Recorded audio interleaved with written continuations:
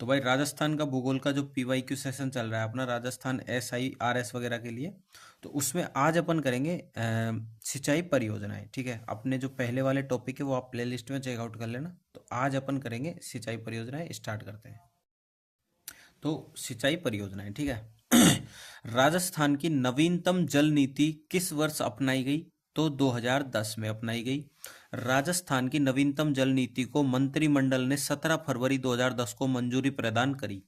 राजस्थान के 13 नदी बेसिनों में कुल सतही जल की संभाव्यता कितनी है मिलियन एकड़ फुट में? तो वो है 15.86 मिलियन एकड़ फुट। ठीक है।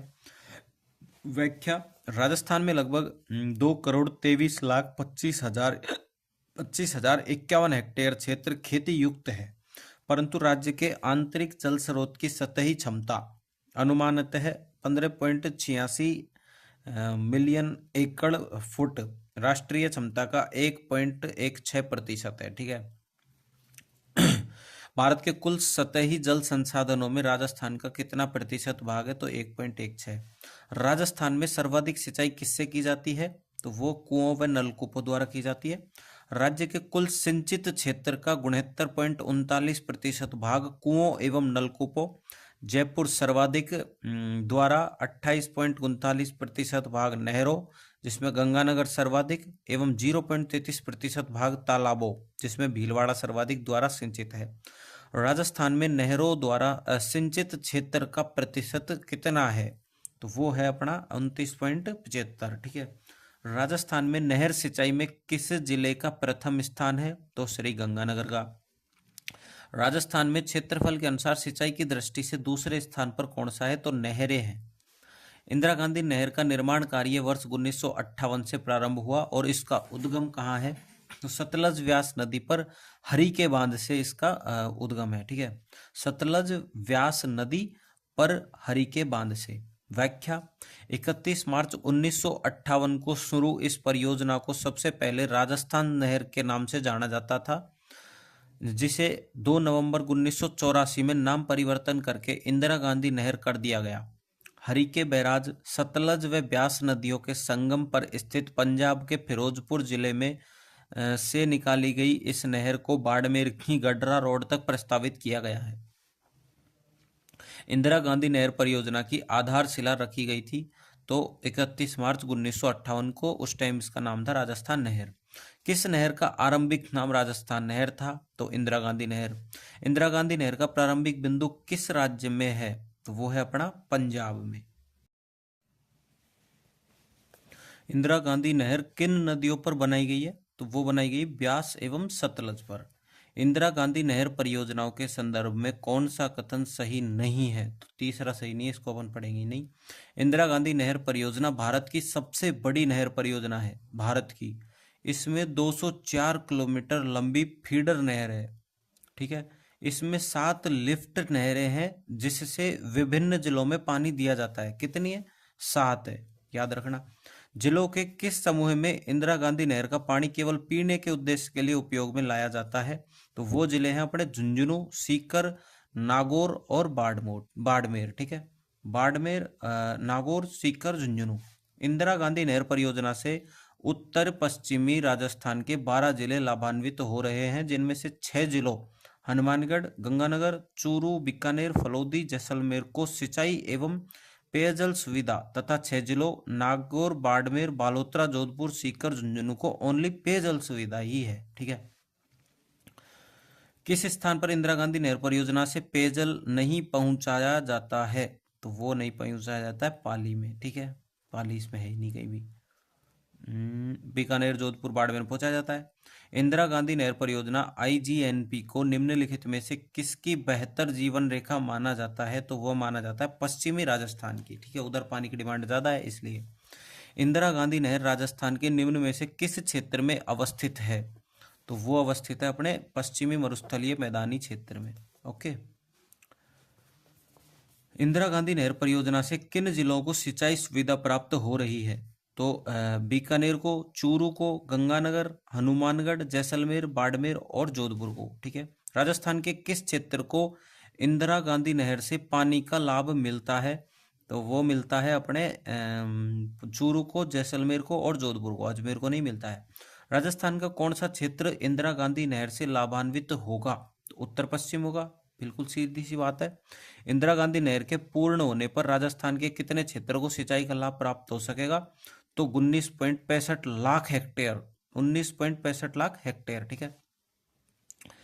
व्याख्या, वर्ष 2005 में राज्य सरकार ने कुल प्रस्तावित सिंचित क्षेत्र 19.63 लाख हेक्टेयर को पानी की उपलब्धता में कमी के परिप्रेक्ष्य में 16.17 लाख हेक्टेयर सिंचित क्षेत्र को मंजूरी प्रदान की है। इंदिरा गांधी नहर का अंतिम छोर है, इंदिरा गांधी नहर का अंतिम छोर है मोहनगढ़, ठीक है। अपन पढ़ते हैं नेक्स्ट पेज। व्याख्या, इंदिरा गांधी नहर परियोजना की कुल लंबाई 649 किलोमीटर है।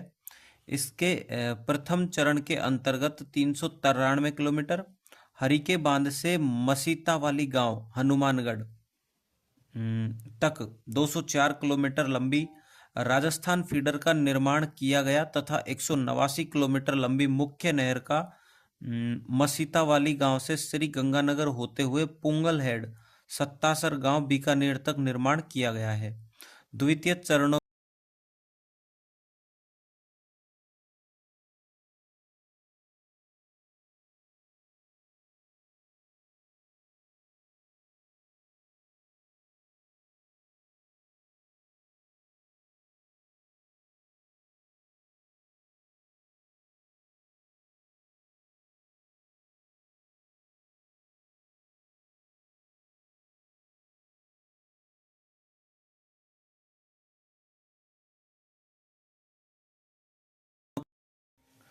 इंदिरा गांधी फीडर, राजस्थान फीडर की लंबाई कितने किलोमीटर है? तो 204।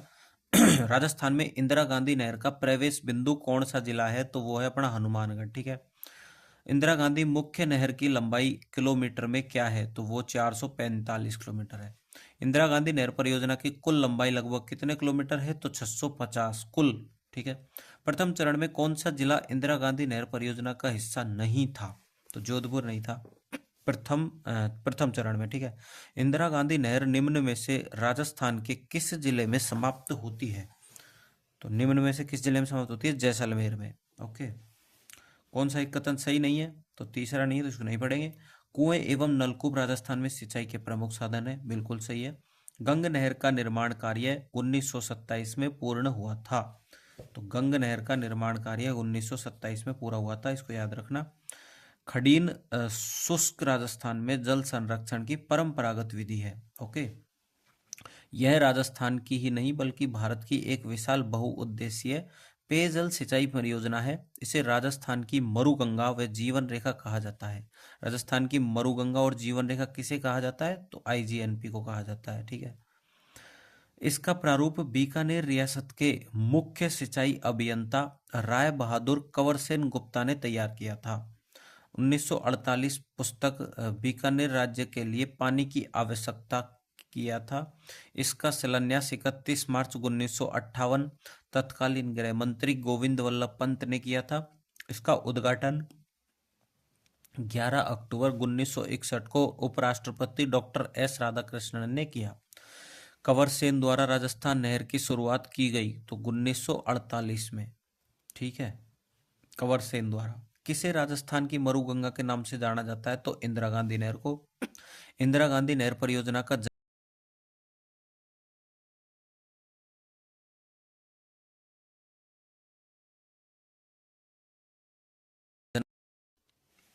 इंदिरा गांधी नहर परियोजना में लिफ्ट नहरों की कितनी संख्या है? तो वो है भाई साहब 7। इंदिरा गांधी नहर की लिफ्ट नहरें कुल 7। पहली अपनी चौधरी कुंभाराम, नौहर सोहवा, सहायक नहरों सहित सबसे लंबी लिफ्ट नहर है। अन्यथा कंवरसेन लिफ्ट सबसे बड़ी है। लाभान्वित जिले जो है वो है हनुमानगढ़, बीकानेर, चूरू और झुंझुनू। फिर आती है अपनी कंवरसेन जो कि लूणकरणसर से है। सबसे लंबी लिफ्ट नहर जिसमें लाभान्वित जिले हैं गंगानगर एवं बीकानेर। फिर आती है पन्नालाल बारूपाल गजनेर, लाभान्वित जिले बीकानेर और नागौर। वीर तेजाजी बांगड़सर सबसे छोटी लिफ्ट नहर है वीर तेजाजी, ठीक है। लिफ्ट नहर इसलिए लगाते हैं, वही कोई ऊंचा ऊंचा जो पॉइंट होता है ना, उस पे पानी पहुंचाने के लिए लिफ्ट नहर लगाई जाती है। डॉक्टर करणी सिंह कोलायत लाभ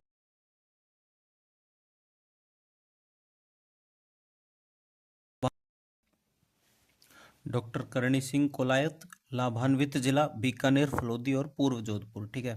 गुरु जम्बेश्वर फलोदी लाभान्वित जिले से हैं, बीकानेर और फलोदी।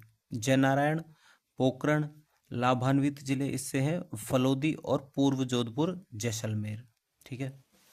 इंदिरा गांधी नहर परियोजना का ये अपना रोड मैप हो गया, ये हरिके बैराज हो गया, ये व्यास और सतलज नदी हो गई, ये इधर से आती है अपने राजस्थान में, हनुमानगढ़ से पॉइंट करती है, फिर ये अपनी जो मोहनगढ़ तक बनी हुई है, उसके बाद गडरा रोड तक ये प्रस्तावित है, यहाँ तक बनना इसका।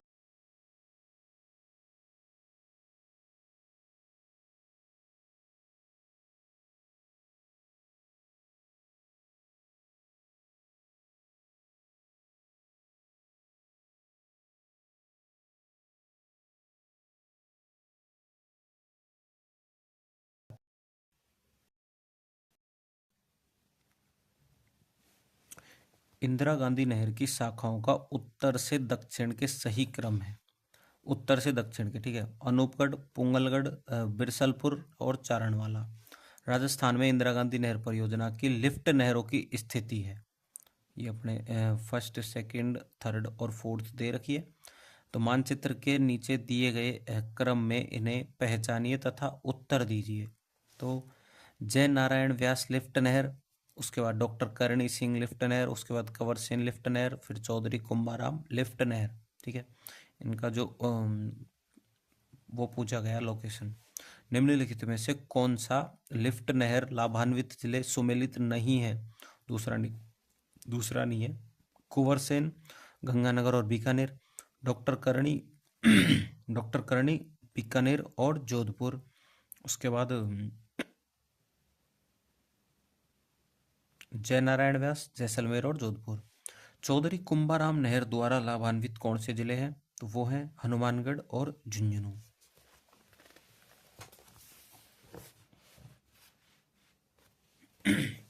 राजस्थान के उपयुक्त मानचित्र में इंदिरा गांधी नहर की लिफ्ट परियोजनाओं की स्थिति को 1, 2, 3, 4 से अंकित किया गया है। नीचे दी गई क्रमावली से इनका सही अनुक्रम पहचानिए।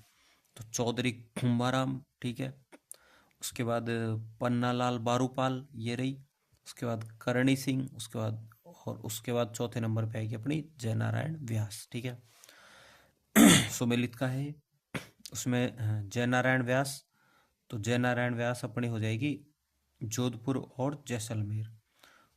चौधरी कुंभाराम हनुमानगढ़ और चूरू। पन्नालाल बारूपाल, ये अपनी हो जाएगी बीकानेर और नागौर। और डॉक्टर करणी सिंह, ये हो जाएगी अपनी जोधपुर और बीकानेर। कंवर सेन लिफ्ट नहर शहर को पीने का पानी उपलब्ध करा रही है, बीकानेर को, ठीक है। लिफ्ट नहर लाभान्वित जिलों में से कौन सा युग्म सही सुमेलित नहीं है? तो पन्नालाल बारूपाल बीकानेर और नागौर सही है। वीर तेजाजी बीकानेर सही है। बरकतुल्ला खां जैसलमेर बाड़मेर सही है। डॉक्टर करणी सिंह हनुमानगढ़, ये गलत है। गजनेर लिफ्ट नहर का नया नाम क्या है? तो पन्नालाल बारूपाल लिफ्ट नहर। इंदिरा गांधी नहर की चौधरी कुंभाराम लिफ्ट से राजस्थान के कौन से जिले लाभान्वित हैं? तो हनुमानगढ़ एवं चूरू। निम्नलिखित में से कौन हनुमानगढ़ व चूरू जिलों के लिए जल का स्रोत है? चौधरी कुंभाराम लिफ्ट नहर। इंदिरा गांधी नहर की जय नारायण व्यास लिफ्ट से राजस्थान के कौन से जिले लाभान्वित हैं? तो जोधपुर एवं जैसलमेर। इंदिरा गांधी नहर पर बनाई गई पहली लिफ्ट नहर थी, कौन सी थी? वो थी कंवर सेन। कौन से जिले गजनेर लिफ्ट नहर से लाभान्वित होते हैं? तो बीकानेर व नागौर। सुमेलित कीजिए। कंवर सेन लिफ्ट नहर, तो कंवर सेन लिफ्ट नहर बीकानेर में, बीकानेर को, ठीक है। ये पानी वानी भेजती है इसको। गंदेला साहवा लिफ्ट परियोजना चूरू को। राजीव गांधी लिफ्ट नहर जोधपुर को। और गजनेर लिफ्ट परियोजना नागौर को, ठीक है। इंदिरा गांधी नहर परियोजना का संभागीय मुख्यालय कहाँ स्थित है? तो वह जयपुर में स्थित है। पन्नालाल बारूपाल कैनाल के जल का स्रोत क्या है? तो हैरी के बैराज बांध है, बिल्कुल सही है। व्याख्या, हैरी के बैराज सतलज व व्यास नदियों के संगम पर स्थित है। पन्नालाल बारूपाल कैनाल का जल स्रोत है। इंदिरा गांधी नहर परियोजना के अनुसार कौन से कथन गलत हैं? तो कौन से कथन गलत हैं? तो पूरे ही गलत है भाई साहब, अपन को पढ़ेंगे नहीं। चंबल घाटी विकास योजना एक संयुक्त बहुउद्देशीय परियोजना है जिसके पानी और बिजली में बराबर के हिस्सेदार है। तो वो कौन है? राजस्थान और मध्य प्रदेश। चंबल घाटी विकास योजना में राजस्थान एवं मध्य प्रदेश की इस संयुक्त परियोजना में राजस्थान का हिस्सा 50% है। इन बांधों का विवरण निम्नानुसार है। तो गांधी सागर बांध की विद्युत क्षमता है 115 मेगावाट। ठीक है, यह बांध राजस्थान एवं मध्य प्रदेश की सीमा के पास 84गढ़ दुर्ग के समीप रामपुरा, भानुपुरा पठारों के बीच स्थित है। इसकी ऊंचाई 62.17 मीटर 204 फीट है। ठीक है, अब दूसरा है अपना कोटा सिंचाई बांध। इसे कोटा बैराज बांध भी कहते हैं। यह चंबल नदी का एकमात्र बांध है जिससे केवल सिंचाई होती है। इसका सभी बांधों में सर्वाधिक कैचमेंट एरिया है। राणा प्रताप सागर बांध, विद्युत क्षमता 172 मेगावाट। इस बांध का निर्माण चित्तौड़गढ़ जिले के रावत भाटा नामक स्थान के निकट चूड़िया जल भरने पर किया गया है। चूड़िया जलप्रपात। इसके ऊपर कनाडा के सहयोग से राजस्थान में प्रथम व देश का दूसरा परमाणु विद्युत गृह बनाया गया है। इस बांध की भराव क्षमता सर्वाधिक है। किसकी? राणा प्रताप सागर बांध की। राणा प्रताप सागर से बिजली 172 और ये भराव की दृष्टि से सब सर्वाधिक क्षमता वाला है। ठीक है, जवाहर सागर बांध व विद्युत गृह, विद्युत क्षमता इसकी 99 मेगावाट और 115 थी गांधी सागर की। ठीक है, कोटा बांध के उपनाम से प्रसिद्ध यह एक पिकअप बांध है जिसमें गांधी सागर व राणा प्रताप सागर बांध का पानी आता है। किसका? गांधी सागर और राणा प्रताप सागर का।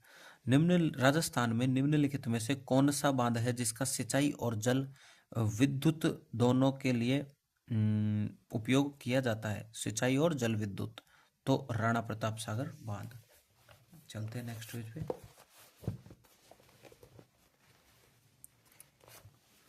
मध्य प्रदेश व राजस्थान की संयुक्त बहुउद्देशीय नदी घाटी परियोजना है चंबल। राणा प्रताप सागर सिंचाई परियोजना किस नदी पर स्थित है? तो वो चंबल पे है। निम्न में से चंबल प्रोजेक्ट में किस में सबसे ज्यादा जल विद्युत का उत्पादन किया जाता है? तो राणा प्रताप सागर है। वो कितना किया था? 172 मेगावाट। निम्न में से कौन सा बांध जल विद्युत उत्पादन नहीं कर रहा है? तो कोटा बैराज नहीं कर रहा है। कोटा बैराज का निर्माण किस उद्देश्य से किया गया है? ओनली सिंचाई।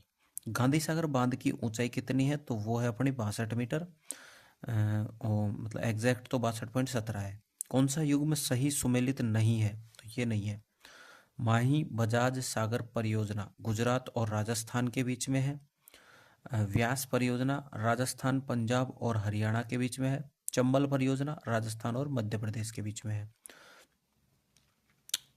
राजस्थान के कौन से जिले नर्मदा नहर परियोजना के अंतर्गत शामिल किए गए हैं? तो वो किए गए अपने जालोर और बाड़मेर। ठीक है, नर्मदा नहर परियोजना। व्याख्या, नर्मदा नहर परियोजना गुजरात, मध्य प्रदेश, महाराष्ट्र तथा राजस्थान, कौन सी? गुजरात हो गया, मध्य प्रदेश हो गया, महाराष्ट्र हो गया तथा राजस्थान की संयुक्त परियोजना है नर्मदा नहर परियोजना। इस परियोजना के अंतर्गत नर्मदा नदी पर सरदार सरोवर बांध बनाया गया है जिससे राजस्थान के जालोर जिले के 76 गांवों, बाड़मेर जिले की गुड़ामलानी तहसील के गांवों को सिंचाई का लाभ मिल रहा है। नर्मदा जल विवाद प्राधिकरण द्वारा नर्मदा जल में राजस्थान का हिस्सा 0.50 मिलियन एकड़ फुट क्या कुछ ऐसा था ना, निर्धारित किया गया था। राजस्थान में नर्मदा नहर की लंबाई 74 किलोमीटर है। यह पहली परियोजना है जिसमें सिंचाई केवल स्प्रिंकलर फव्वारा सिंचाई पद्धति से ही करने का प्रावधान है। ड्रिप सिंचाई प्रणाली इजरायल की देन है।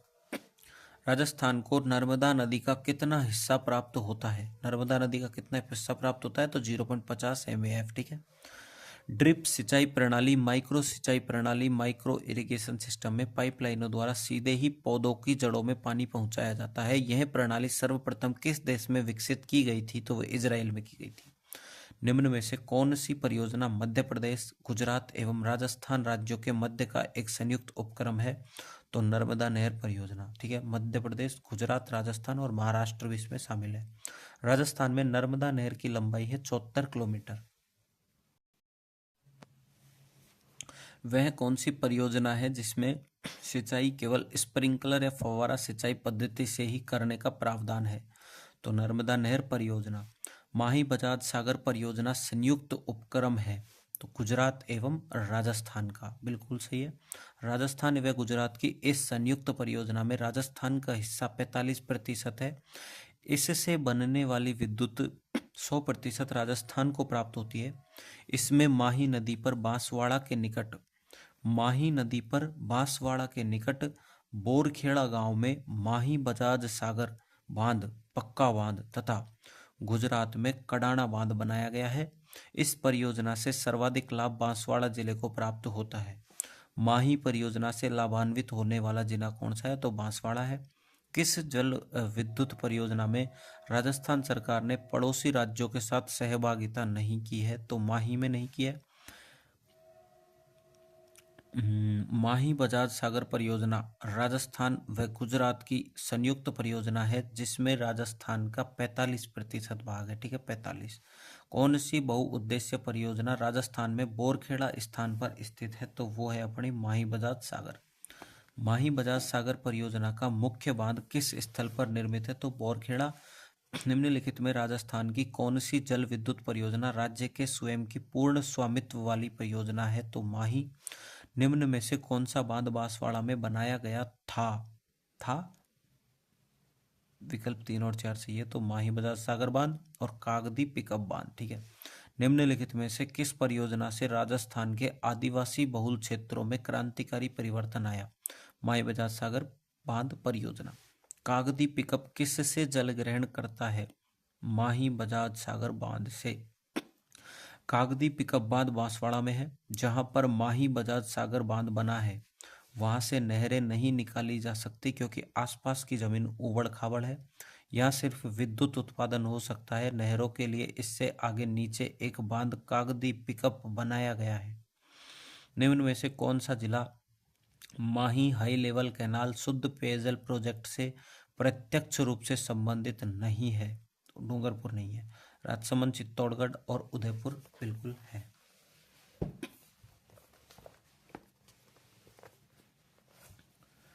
व्याख्या। राजस्थान बजट 2018-19 राजस्थान बजट 2018-19 में रीजन वाटर ग्रिड बनाकर राज्य में पेयजल की उपलब्धता एवं आपूर्ति का दूरगामी समाधान करने के लिए राजसमंद, चित्तौड़गढ़ एवं उदयपुर के ग्रामीण क्षेत्रों में शुद्ध पेयजल के लिए 450 करोड़ की लागत से Mahi high level canal to Jaisamand drinking water project. Bisalpur परियोजना का संबंध किस नदी से है? तो वो बनास से है। टोंक जिले के राजमहल में बीसलपुर गांव के पास बनास नदी पर बांध बनाकर इस परियोजना का निर्माण किया गया। बीसलपुर से जयपुर, ब्यावर, अजमेर जिलों में पेयजल तथा टोंक में सिंचाई हेतु जल आपूर्ति होती है। निम्नलिखित में से कौन सा जिला बीसलपुर परियोजना से सीधे लाभ प्राप्त नहीं कर रहा है? तो सवाई माधोपुर। बीसलपुर सिंचाई परियोजना किस जिले में स्थित है? तो वो टोंक में। राजस्थान के रेखा मानचित्र पर 1, 2, 3, 4 सिंचाई परियोजना की स्थिति को प्रदर्शित करते हैं। कौन सा सही नहीं दर्शाया गया है? कौन सा सही नहीं दर्शाया गया है? तो बीसलपुर सही नहीं दर्शाया गया है। उपयुक्त प्रश्न में दिए गए मानचित्र में बीसलपुर को नागौर जिले में दर्शाया गया है। ये अपन को दे नहीं रखे। ठीक है, ये क्वेश्चन थोड़ा सा आधा अधूरा है। जबकि बीसलपुर टोंक जिले में स्थित है। बीसलपुर बांध में पानी की आवक बढ़ाने हेतु कौन सी परियोजना तैयार की गई है? कौन सी परियोजना तैयार? नहीं, ये सही है। देखो, जैसे 4 है तो 4 में सिद्धमुख है। ठीक है, तीसरे में बीसलपुर गलत दे रखा है, ये टोंक में आता है। टोंक नीचे की साइड। माही बजाज सागर है तो माही बजाज सागर यही है बिल्कुल। चंबल दूसरा है तो चंबल यहाँ आ जाएगा। बीसलपुर बांध में पानी की आवक बढ़ाने हेतु कौन सी परियोजना तैयार की गई है? तो ब्राह्मणी बनास परियोजना। व्याख्या। बीसलपुर परियोजना के लिए नाबार्ड के ग्रामीण आधार ढांचा विकास कोष RIDF rural infrastructure development fund से आर्थिक सहायता प्राप्त हो रही है। राजस्थान बजट 2018-19 में बीसलपुर बांध में पानी की आवक बढ़ाने के लिए ब्रह्माणी बनास परियोजना की घोषणा की गई। चित्तौड़गढ़ से बहकर चंबल में जाने वाली ब्राह्मणी को बनास से जोड़ेंगे, जिससे इसका पानी बनास के माध्यम से बीसलपुर बांध में पहुंचेगा। ठीक है, एक बार इसको दोबारा पढ़ लेते हैं।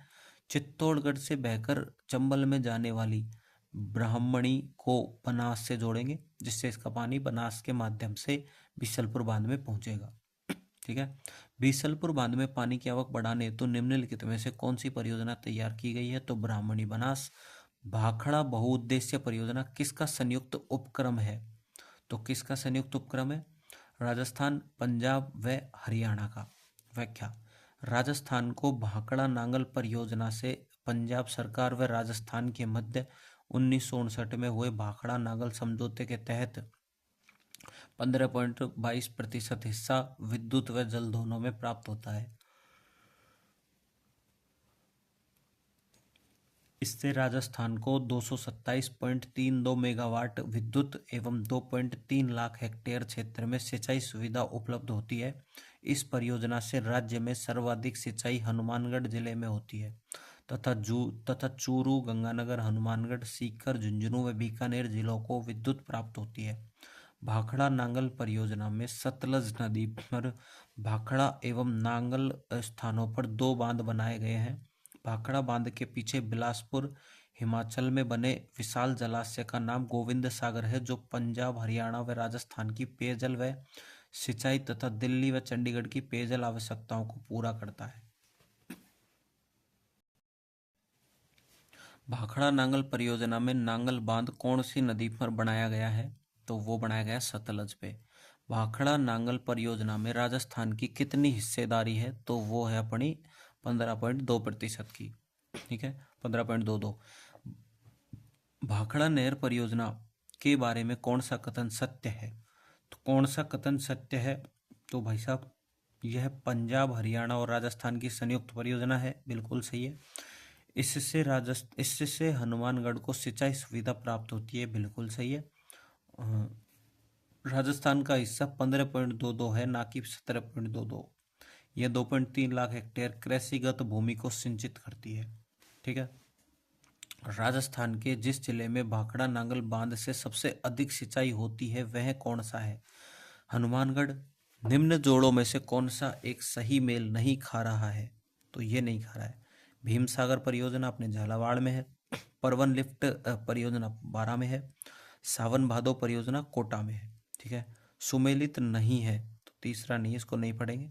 इंदिरा लिफ्ट परियोजना सवाई माधोपुर। जाखम परियोजना प्रतापगढ़। सही है, दोनों सही है। सावन भादो कोटा बिल्कुल सही। व्याख्यापन देख लेते हैं। भीमसागर बांध झालावाड़ से 24 किलोमीटर दूर है। यह उजाड़ नदी पर बनाया गया है। सुमेलित नहीं है तो पहला नहीं है। जाखम परियोजना प्रतापगढ़ में है। जवाई परियोजना पाली में है। कोठारी परियोजना भीलवाड़ा में है। सोम कमला अंबा सिंचाई परियोजना निम्न में से किस जिले में है? तो डूंगरपुर में है सोम कमला अंबा। डूंगरपुर जिले की आसपुर तहसील तथा सलूम्बर पूर्व में उदयपुर जिले के गांवों को सिंचाई सुविधा उपलब्ध करवाने के लिए डूंगरपुर के कमला अंबा गांवों के पास सोम नदी पर बांध का निर्माण किया गया है, जिसको सोम कमला अंबा सिंचाई परियोजना कहते हैं। गंग नहर जो सबसे पुरानी नहरों में से है का निर्माण गंगा सिंह जी ने कब करवाया? तो 1927 में करवाया गंग नहर का निर्माण। यह राजस्थान की प्रथम नहर सिंचाई परियोजना है, जिसका निर्माण नींव 5 सितंबर 1921 गंगा सिंह द्वारा, उद्घाटन 26 अक्टूबर 1927 वायसराय लॉर्ड इरविन द्वारा, बीकानेर के महाराजा गंगा सिंह द्वारा सतलज नदी से पंजाब के फिरोजपुर के निकट हुसैनीवाला से पानी निकालकर किया गया। श्री गंगानगर के संखा गांव से यह राजस्थान में प्रवेश करती है। शिवपुर, श्री गंगानगर, जोरावरपुर, पदमपुर, स्वरूप शहर तक जाती है। इस नहर का पेटा सीमेंट से बनाया गया है। इस नहर का पेटा सीमेंट से बनाया गया है।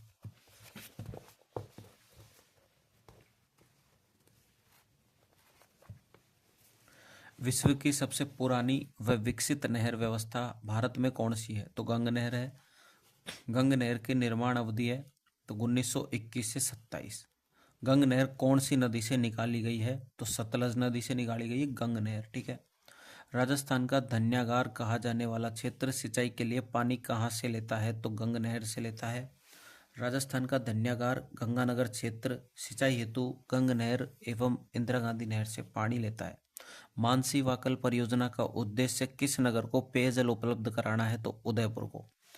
मानसी वाकल परियोजना से उदयपुर को 24 मिलियन लीटर 70% पेयजल व शेष 30% हिंदुस्तान जिंक को मिलेगा।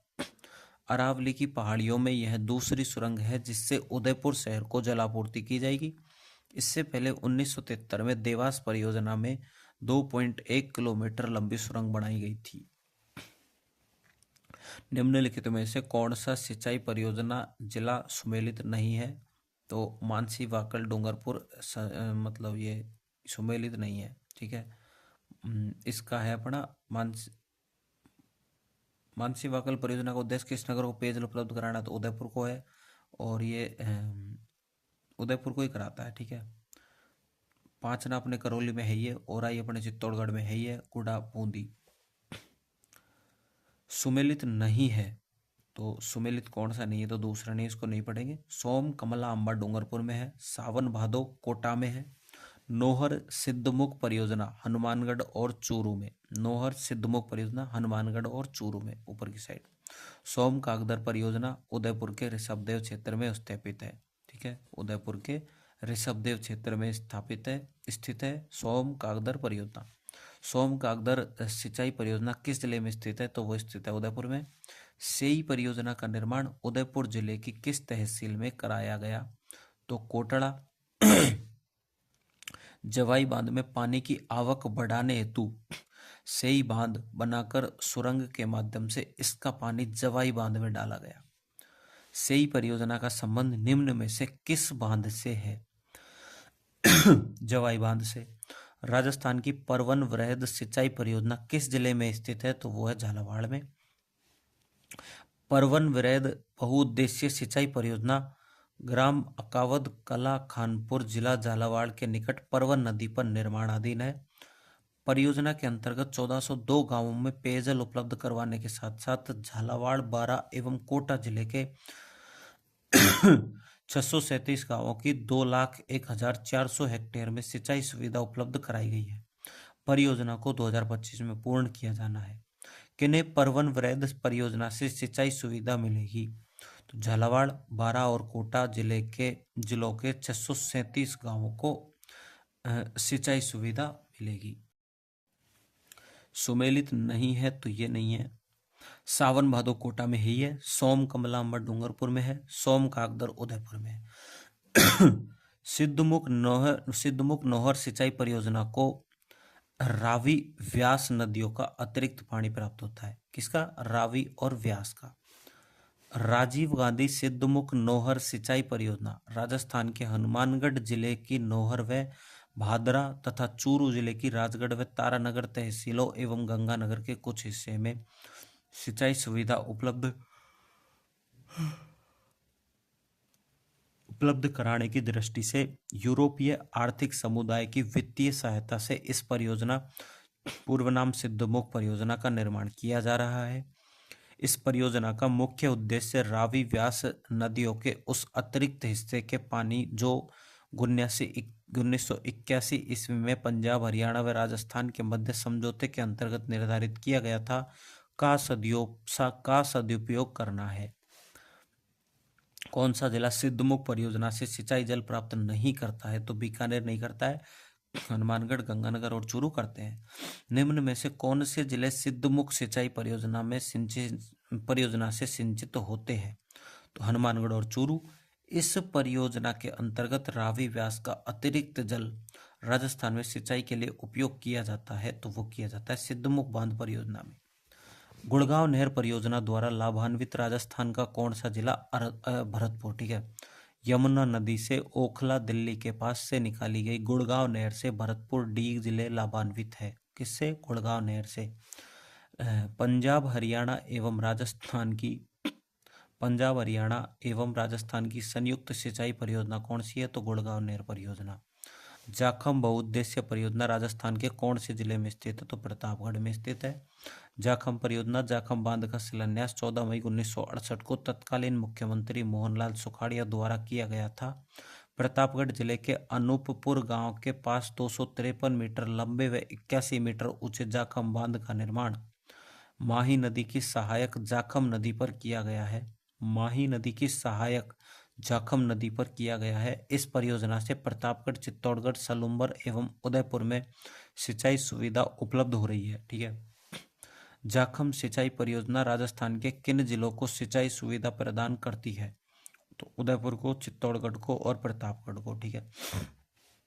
निम्न में से राजस्थान का कौन सा क्षेत्र जाखम बांध परियोजना से सिंचाई जल प्राप्त नहीं करता है? तो बीकानेर नहीं करता है। ठीक है, इसको याद कर लेना अच्छे ढंग से। जाखम बांध का शिलान्यास निम्न में से किनके द्वारा किया गया? तो मोहनलाल सुखाड़िया द्वारा। ठीक है, 14 मई 1968 को। निम्नांकित में से प्रतापगढ़ जिले में कौन सी बहुउद्देश्य परियोजना स्थित है? तो वो जाखम परियोजना स्थित है। जर्मनी द्वारा पोषित आपणी योजना राजस्थान के कौन से जिलों में चल रही है? तो चूरू और हनुमानगढ़ में चल रही है।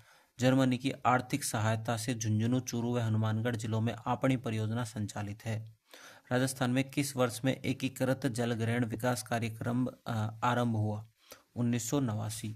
केंद्र प्रवर्तित इस कार्यक्रम का मुख्य उद्देश्य प्राकृतिक संसाधनों जैसे जल, जंगल, जमीन, जनमानस, जानवर का स्थायी एवं सतत विकास सुनिश्चित करना, कृषि योग्य भूमि से उत्पादन व उत्पादकता बढ़ाना है। यह कार्यक्रम 31 मार्च 2013 से समाप्त कर दिया गया। राजस्थान में hydrology and water management institute अवस्थित है, तो वो बीकानेर में अवस्थित है। बीकानेर में जल विज्ञान एवं जल प्रबंधन संस्थान hydrology and water management institute की स्थापना की गई है। भूजल प्रबंधन के लिए हेलीबॉर्न सर्वेक्षण तकनीक का प्रारंभ राजस्थान के किस जिले से किया गया है? तो जोधपुर से। 5 अक्टूबर 2021 से जोधपुर से प्रारंभ दे भी रखा है। ठीक है। निम्न में से किस नदी से धौलपुर लिफ्ट सिंचाई परियोजना को पानी मिलेगा? तो चंबल से। धौलपुर लिफ्ट परियोजना पूर्ण 2026 के तहत धौलपुर ग्रामीण व राजाखेड़ा तहसील क्षेत्र में सिंचाई के लिए चंबल में सागरपाड़ा के समीप से पानी लिया जाएगा। गरदड़ा वृहद पेयजल परियोजना राजस्थान के निम्न में से किस जिले से संबंधित है? तो बूंदी। गरदड़ा वृहद पेयजल परियोजना बूंदी से। गरदड़ा गुड़ा बूंदी जिले की मध्यम सिंचाई परियोजना है। 182 करोड़ 86 लाख की लागत से बूंदी जिले के गरदड़ा वृहद परियोजना से जिले के 111 गांव एवं 91 ढाणियों के 2.90 लाख लोग लाभान्वित हुए। निम्नांकित में से कौन सी सिंचाई परियोजना राजस्थान, पंजाब व हरियाणा राज्यों की संयुक्त परियोजना है? व्यास परियोजना। ठीक है। व्यास परियोजना सतलज, रावी व व्यास नदियों के जल का उपयोग करने हेतु पंजाब, राजस्थान व हरियाणा की संयुक्त परियोजना है। इसमें व्यास नदी पर हिमाचल प्रदेश में निम्नलिखित 2 बांध बनाए गए हैं। एक तो पंडोह बांध, पंडोह हिमाचल प्रदेश स्थान पर। एक पोंग बांध कागड़ा जिले के पोंग स्थान पर हिमाचल प्रदेश निर्मित। राजस्थान को रावी व्यास नदियों के जल में अपने हिस्से का सर्वाधिक जल इसी बांध से प्राप्त होता है। पोंग बांध का मुख्य उद्देश्य इंदिरा गांधी नहर परियोजना को शीतकाल में जल की आपूर्ति बनाए रखना है। ठीक है, पोंग बांध का। भीमसागर और छापी सिंचाई परियोजनाएं किस जिले में स्थित है? तो वह झालावाड़ में स्थित है। व्याख्या: भीमसागर, चोली और छापी सिंचाई परियोजना झालावाड़ में है। भीमसागर, चोली और छापी। असंगत युग्म को छाटिए। तो असंगत युग्म में अपना तीसरा, तो इसको पढ़ेंगे नहीं। भाखड़ा नांगल पंजाब, हरियाणा और राजस्थान। चंबल मध्य प्रदेश और राजस्थान। माही बजाज सागर गुजरात और राजस्थान। चंबल परियोजना राजस्थान मध्य प्रदेश। नर्मदा परियोजना राजस्थान, मध्य प्रदेश, गुजरात और महाराष्ट्र। माही बजाज सागर परियोजना राजस्थान, गुजरात। व्यास परियोजना राजस्थान, पंजाब, हरियाणा। ई सरदा बांध परियोजना किन जिलों में निर्मित की गई है? तो टोंक और सवाई माधोपुर। ई सरदा सिंचाई परियोजना टोंक व सवाई माधोपुर की सीमा पर निर्मित सिंचाई सवाई माधोपुर को करती है। राजस्थान के किस जिले में अनास बांध परियोजना का निर्माण किया जाएगा? तो वो बांसवाड़ा में। बांसवाड़ा में अनास नदी पर अनास बांध का निर्माण कराया जाएगा। बिलास सिंचाई परियोजना का संबंध निम्नलिखित में से किससे है? तो बारां जिले की किशनगढ़ तहसील के कानवास में निर्मित बिलास बांध परियोजना है। तो इसमें ऑप्शन नहीं है, तो ये गलत हो जाएगा। राजस्थान में सिंचाई प्रबंधन एवं प्रशिक्षण संस्थान कोटा की स्थापना कब की गई? सिंचाई प्रबंधन एवं प्रशिक्षण संस्थान कोटा की स्थापना कब की गई? तो 1984 में। कौन सा है? सिंचाई प्रबंधन एवं प्रशिक्षण संस्थान। इसकी स्थापना संयुक्त राज्य अमेरिका की अंतर्राष्ट्रीय विकास एजेंसी के सहयोग से राजस्थान सरकार द्वारा माह अगस्त 1984 में की गई। इसका मुख्य उद्देश्य सिंचाई एवं कृषि विभाग के कर्मचारियों, अधिकारियों तथा कृषक वर्ग को समुचित जल उपयोग व कृषि ज्ञान हेतु प्रशिक्षण प्रदान करना है। सावन भादो सिंचाई परियोजना से संबंधित जिला है कोटा। सावन भादो कोटा की सांगोद तहसील में स्थित सिंचाई परियोजना है। सही सुमेलित नहीं है, तो चौथा नहीं है, इसको नहीं पढ़ेंगे। जवाई पाली में है, बिलास बारा में है, सिद्धमुख चूरू में है।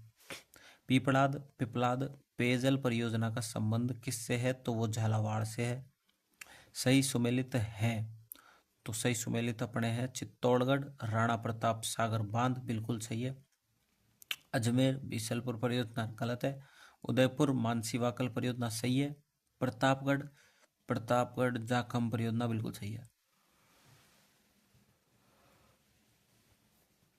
सुमेलित नहीं है, तो बिलास बारा बिल्कुल सही है।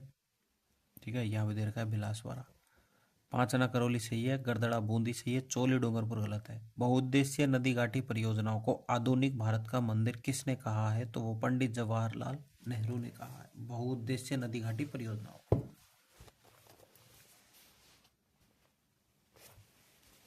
भाखड़ा परियोजना को जवाहरलाल नेहरू ने पुनरुत्थित भारत का नवीन मंदिर तथा चमत्कारी विराट वस्तु की संज्ञा दी थी। भाखड़ा परियोजना को। किस जिले का वाटरशेड निरांचल परियोजना के अंतर्गत आता है? तो जोधपुर का। भारत सरकार के ग्रामीण विकास मंत्रालय भू संसाधन विभाग द्वारा विश्व बैंक पोषित निरांचल परियोजना का मुख्य उद्देश्य PMKSY वाटरशेड कंपोनेंट के परिणामों में परियोजना अंतर्गत विभिन्न बिंदुओं जैसे तकनीकी, वैज्ञानिकी, कैपेसिटी बिल्डिंग, इंफ्रास्ट्रक्चर पर समर्थन प्रदान कर सुधार लाना है। यह परियोजना राजस्थान, जोधपुर एवं उदयपुर जिले को चयनित सहित 9 राज्यों हेतु प्रस्तावित की गई है। ठीक है।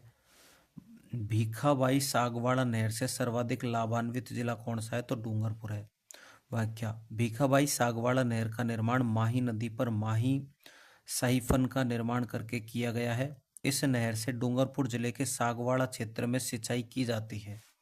भीखाबाई सागवाड़ा नहर राजस्थान में किस नदी पर बनाई गई है? तो माही नदी पर। आनंदपुरी एवं सागवाड़ा नहरें किससे संबंधित है? माही नदी से संबंधित है।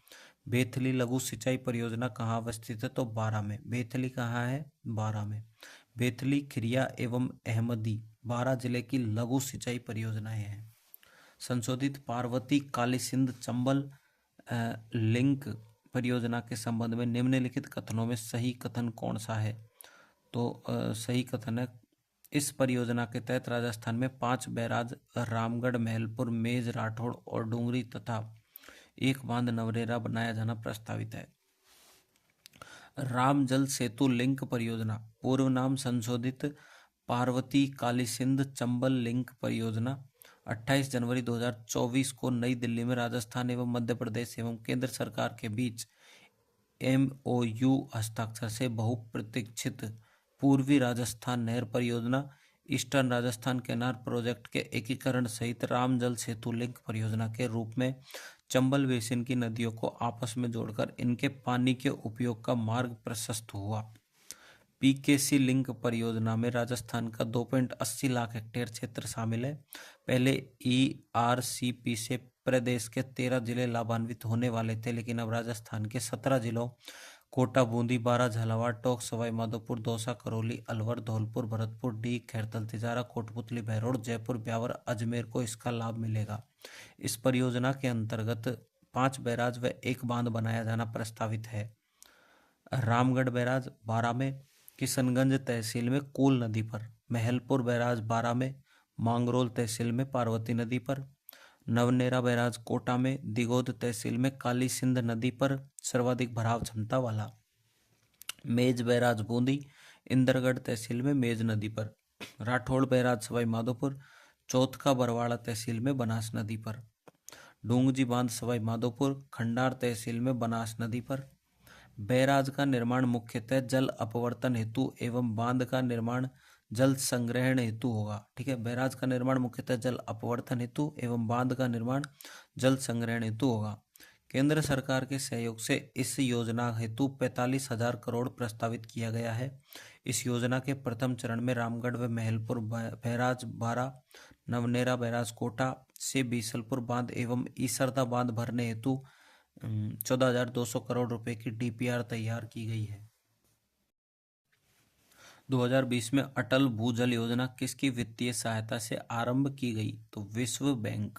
अटल भूजल योजना भारत सरकार एवं विश्व बैंक के सहयोग से 50-50% देश के 7 राज्यों क्रमशः हरियाणा, गुजरात, कर्नाटक, महाराष्ट्र, राजस्थान, उत्तर प्रदेश एवं मध्य प्रदेश राज्यों में भूजल के गिरते स्तर को रोकने, भूजल के बेहतर प्रबंधन हेतु 1 अप्रैल 2020 से लागू की गई है। यह योजना 5 वर्षों 2020 से वर्ष मार्च 2025 तक के लिए है। इस योजना की अनुमानित लागत 6,000 करोड़ रुपए है, जिसमें से 3,000 करोड़ रुपए विश्व बैंक का हिस्सा एवं 3,000 करोड़ रुपए भारत सरकार का हिस्सा है। इस योजना के अंतर्गत राजस्थान राज्य के 17 जिलों की 38 पंचायत समिति के 1132 ग्राम पंचायतों को चिन्हित किया गया है। राजस्थान में अटल भूजल योजना के लिए निम्न में से कौन सा कथन सही है? ठीक है, कौन सा कथन सही नहीं है? 1 व 2 दोनों सही है। तो अटल भूजल योजना भारत सरकार की वित्तीय सहायता से राजस्थान सरकार द्वारा चलाई जा रही है। इस योजना का भूजल प्रबंधन में सुधार करना और इसके गिरते स्तर को रोकना है। राजस्थान में अटल भूजल योजना का उद्देश्य क्या है? तो वो है अपने भूजल के बेहतर प्रबंधन के साथ साथ इसके घटते स्तर को रोकना। राजस्थान में पुष्टिकर का संबंध निम्नलिखित में से किस क्षेत्र से है? तो वो है जल से। वर्षा तक प्रत्येक ग्रामीण परिवार को कार्यशील घरेलू नल कनेक्शन के माध्यम से पीने योग्य पानी को आपूर्ति प्रदान करने हेतु जल जीवन मिशन क्रियान्वित किया जा रहा है। 2024 जल जीवन मिशन प्रधानमंत्री ने 15 अगस्त 2019 को जल जीवन मिशन की घोषणा की। इसके तहत वर्ष 2024 तक 100 से अधिक आबादी वाले गांवों में घर घर नल कनेक्शन से 55 लीटर प्रति व्यक्ति प्रतिदिन शुद्ध पेयजल उपलब्ध कराने की योजना है। इसमें केंद्र एवं राज्य की भागीदारी 50-50 है। ज्ञातव्य है कि मांडल भीलवाड़ा राज्य का एक ऐसा पहला ब्लॉक बन गया है जहां जल मिशन के तहत 100% घरों में नल कनेक्शन के माध्यम से स्वच्छ पेयजल जल उपलब्ध करवाया जा रहा है। कहाँ पे? भीलवाड़ा में। राजस्थान में जल जीवन मिशन में केंद्र एवं राज्य की भागीदारी क्रमशः है 50-50। राजस्थान में परिवर्तित बजट 2024-25 के अनुसार जल जीवन मिशन के अंतर्गत कितने ग्रामीण घरों को तक नल से जल पहुंचने का लक्ष्य है? तो 25 लाख। ठीक है। राजस्थान में जीवन धारा योजना का संबंध है SC और ST हेतु सिंचाई कुओं के निर्माण से। जीवन धारा योजना यह गरीबी रेखा से नीचे जीवन यापन करने वाले लघु व सीमांत कृषकों को कुओं के निर्माण व लघु सिंचाई कार्यों हेतु 100% अनुदान की योजना है, जो वर्ष 1996 से 97 से स्वतंत्र रूप से क्रियान्वित की जा रही है।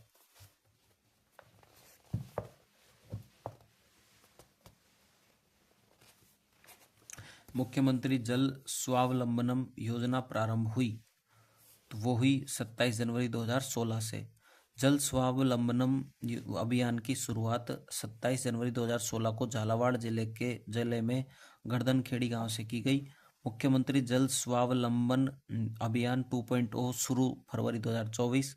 राज्य की प्रत्येक पंचायत समिति के 5,000 से 8,000 हेक्टेयर क्षेत्रफल का चरणवार चयन कर 20,000 गांवों में जल संग्रहण एवं संरक्षण के कार्य करवाए जाएंगे। प्रथम चरण में राज्य के सभी जिलों की 349 पंचायत समितियों में चयनित 5135 गांवों में कार्य करवाए जाएंगे। जल संग्रहण एवं जल संरक्षण के लिए मुख्यमंत्री जल स्वावलंबन अभियान 2.0 के तहत आगामी 4 वर्षों में 20,000 गांवों में 5 लाख वाटर हार्वेस्टिंग स्ट्रक्चर बनाए जाएंगे। मुख्यमंत्री जल स्वावलंबन अभियान 2.0 के तहत आगामी 4 वर्षों में राजस्थान के गांवों में कितने वर्षा जल संचयन संरचनाओं वाटर हार्वेस्टिंग स्ट्रक्चर्स का निर्माण किया जाएगा? तो 5 लाख। ठीक है। राजस्थान सरकार ने जल के समुचित प्रबंधन के लिए स्थानीय स्तर पर कार्यक्रम की शुरुआत की है। कार्यक्रम की पहचान कीजिए। तो मुख्यमंत्री जल स्वावलंबन सुमेलित कीजिए। तो गागरीण अपना झालावाड़, तकली कोटा, लासी बारा, चाकण बूंदी। ठीक है। तकली ग्राम धानक्या, रामगंज मंडी कोटा। ठीक है। पिपलाद सूलिया चौकी, अकलेरा झालावाड़, लासी खजूरिया ग्राम, छीपा बड़ौद बारा, गागरीन काला पीपल पिडावा झालावाड़, गरदड़ा बूंदी जिले के पोलासपुरा गांव। सुमेलित कीजिए। गागरीन झालावाड़ से पीपलाद हो जाएगा अपना पीपलाद भी झालावाड़ ही बता रखा है। ठीक है। गरदड़ा बूंदी है ये अपना, तो गरदड़ा बूंदी हो जाएगा। और तकली अपना कोटा हो जाएगा। ठीक है। सुमेलित कीजिए। तो इसमें सुमेलित करना है चंबल। तो चंबल तो अपना राजस्थान और मध्य प्रदेश के बीच में है। माही बजाज सागर राजस्थान गुजरात। और व्यास है अपना राजस्थान पंजाब और हरियाणा। सरदार सरोवर है राजस्थान गुजरात मध्य प्रदेश और महाराष्ट्र। नीचे दिए गए कथनों का चुनाव कीजिए। ये असत्य है तो इसको अपन नहीं दोनों सत्य, सॉरी। ठीक है, पढ़ते हैं। चंबल नदी से होने वाले भूक्षरण और बाढ़ की समस्या के समाधान के लिए प्रथम चरण में मध्य प्रदेश के मंदसौर जिले में गांधी सागर बांध का निर्माण किया गया। कथन 2। दूसरे चरण में राजस्थान के चित्तौड़गढ़ जिले के रावतभाटा में राणा प्रताप सागर बांध और तीसरे चरण में कोटा बूंदी जिले की सीमा पर जवाहर सागर पिकअप बांध बनाया गया है।